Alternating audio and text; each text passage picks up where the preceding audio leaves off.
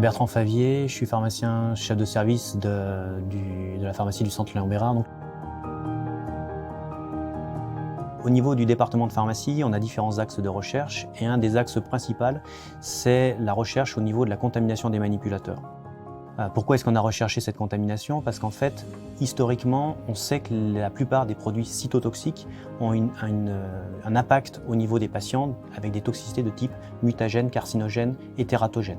Donc c'était légitime de se poser la question pour les gens qui manipulent ces produits de chimiothérapie. Et l'étude de Hansel se place exactement dans la réponse à cette problématique, d'apporter une réponse aux pharmaciens hospitaliers et également pour les infirmières, de dire est-ce que les gants sont un moyen efficace de protection des manipulateurs?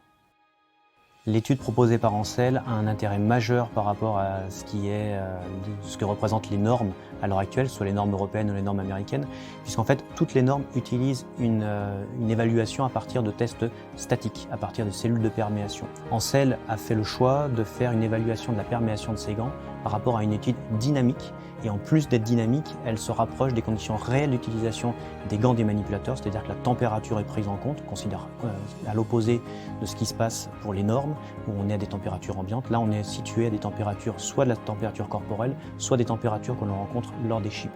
Donc ça veut dire qu'on est en situation réelle d'utilisation des gants, et donc on a une vraie image de ce qu'est la perméation en pièces de chimiothérapie ou au bloc opératoire. C'est évident qu'il faut que j'expose mon personnel à un niveau le plus bas possible. Et l'étude Hansel, en cela, me permet de faire des choix.